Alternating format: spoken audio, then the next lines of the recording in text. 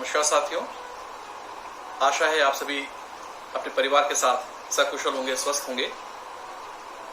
आज मैं आपके सामने जिस वीडियो को लेकर उपस्थित हुआ हूं उसका शीर्षक है कोरोना का डर कितना उचित।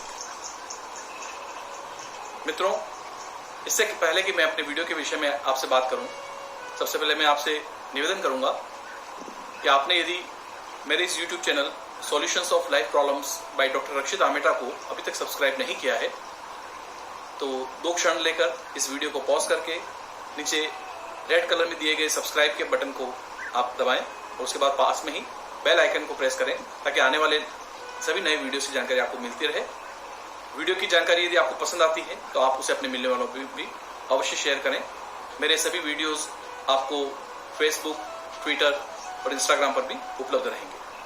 तो आइए दोस्तों, हम कोरोना या कोरोना का भय दोनों में से ज्यादा क्या घातक है उसके बारे में डिस्कस करते हैं। दोस्तों, ये जो कोरोना की महामारी आज पूरे विश्व में फैली है, संभवतः हम में से अधिकांश लोगों ने ऐसी महामारी पहले नहीं देखी।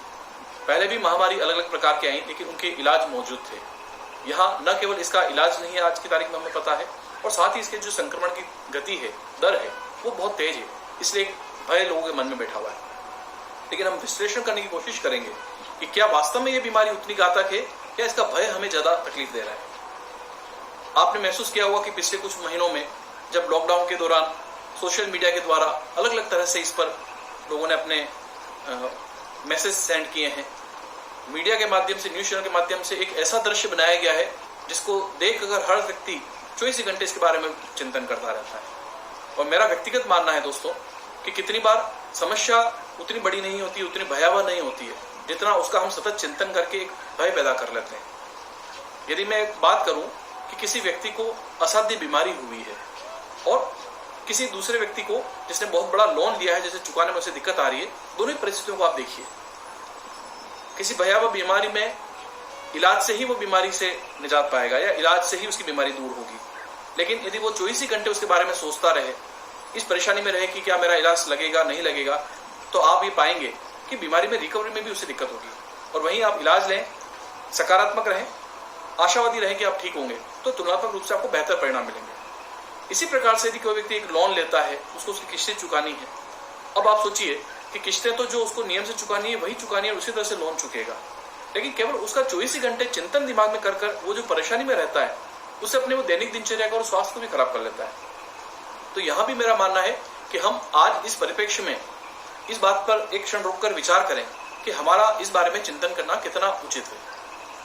यदि हम बात करें दोस्तों इस बीमारी के जो लक्षण और उसके बाद इसके किस तरह से संक्रमण फैल रहा है उसकी बात करें, तो एक चीज है जो आपको इसकी जानकारी देता है, और वह है कोरोना का टेस्ट जो किया जा रहा है। यदि आज आप भारत या किसी भी और देश का देखें तो उन्होंने अपनी कुल जनसंख्या के कितने प्रतिशत में ये टेस्ट किए हैं, उसके आधार पर ही आप आकलन करते हैं। तो आप पाएंगे कि आज भी हमारे देश में या दूसरे देशों में इतनी अधिक संख्या में टेस्ट नहीं किए जा सके हैं कि आप सही आंकड़ा पता कर सकें। अब एक सीमित संख्या में टेस्ट करने के बाद, उसके बाद आप उसमें जो संक्रमण की संख्या देख रहे हैं और संक्रमण के बाद आप जो उसमें होने वाली मृत्यु की संख्या देख रहे हैं, तो यह आंकड़ा कोई बहुत आपको न केवल एक सही जानकारी दे रहा है, बल्कि कहीं ना कहीं हम उसमें एक भ्रमित हो रहे हैं।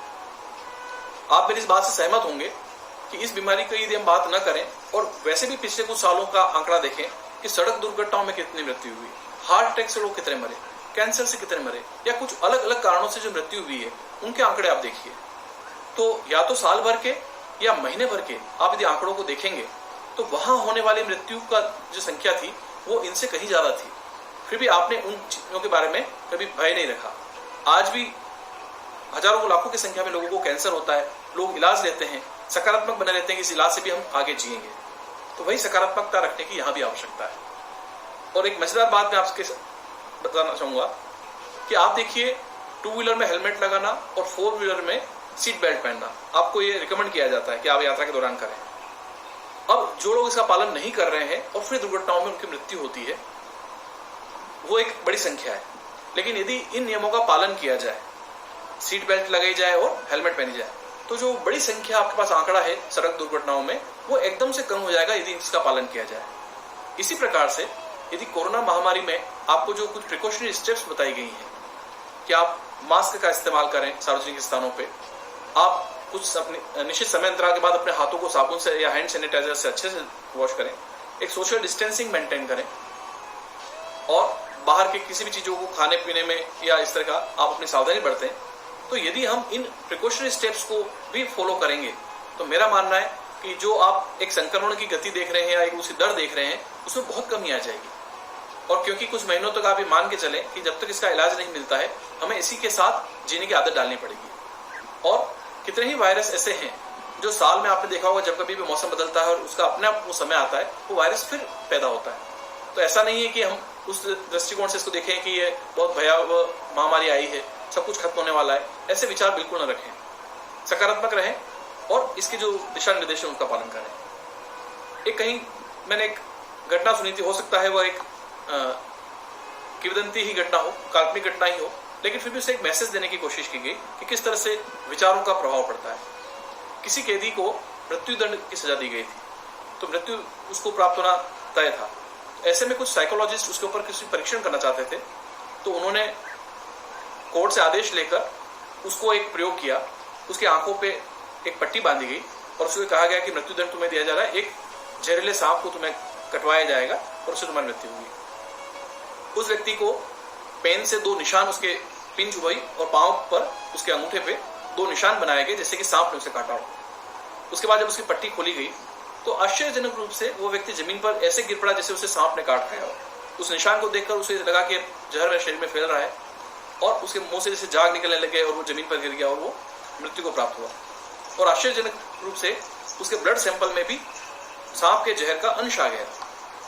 तो मान लीजिए एक काल्पनिक कहानी के माध्यम से ही सही, लेकिन एक मैसेज कन्वे करने की कोशिश की गई है कि जो हमारा इंसान का शरीर है बहुत अद्भुत है। हमारे विचारों से हम बहुत कुछ परिवर्तन कर सकते हैं। जहां आप सकारात्मक रूप से बहुत अच्छा कुछ गेन कर सकते हैं, वही नकारात्मक रूप में आप जिंदगी में सब कुछ होते हुए भी बिल्कुल अपने आप को महसूस करेंगे कि सब कुछ खत्म हो गया है।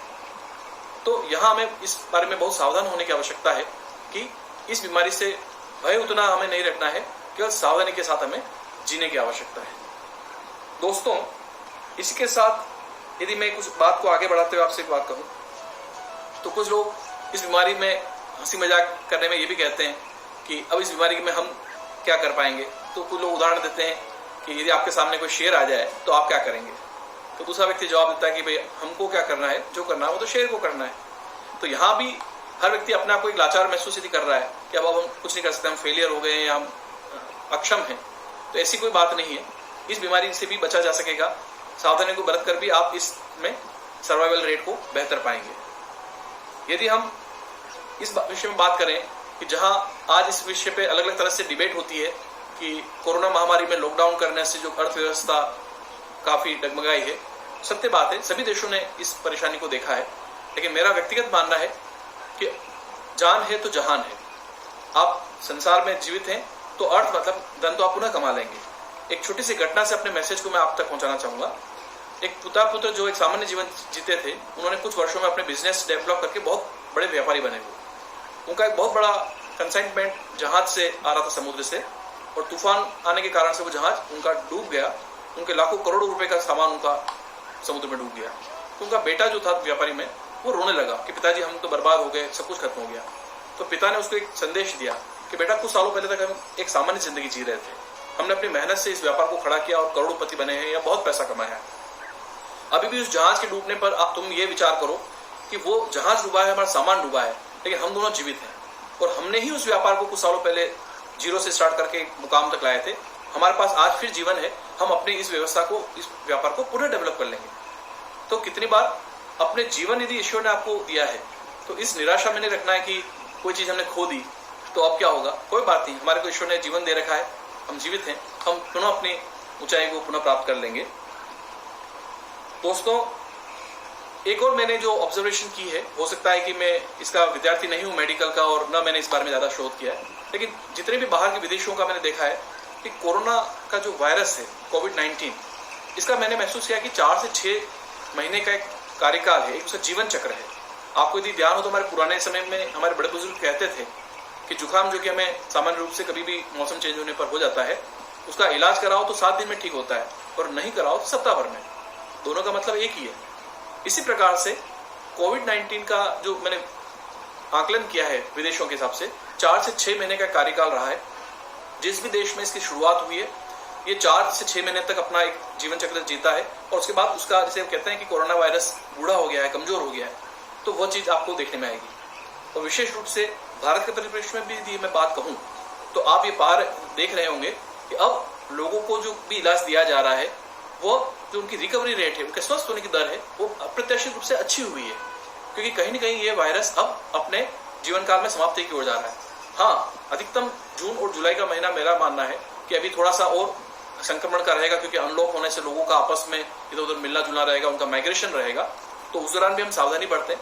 लेकिन एक आशा आप अवश्य बनाए रख सकते हैं कि अब इस बीमारी से घबराने की आपको बिल्कुल चिंता नहीं है। और लोग जिस तरह से इलाज लेकर जल्दी स्वस्थ हो रहे हैं, इससे जो प्रिकॉशनरी स्टेप्स हैं, मास्क का इस्तेमाल करना, हाथों को साबुन से नियमित समय पर बार बार धोना, सोशल डिस्टेंसिंग मेंटेन करना, इन चीज़ों से भी आप अपने आप को इसी से काफ़ी हद तक बचा के रख सकते हैं। तो मेरा मानना है कि इसमें ज़्यादा चिंता करने की विषय नहीं है। आप आशावादी बने रहें और शीघ्र ही सब कुछ परिस्थितियाँ सामान्य होगी, ऐसा मेरा मानना है। आप अपना और अपने परिवार का ध्यान रखें। पुनः आपके साथ एक नए वीडियो में मैं उपस्थित होऊंगा नई जानकारी लेकर। तब तक अपना ध्यान रखें। धन्यवाद।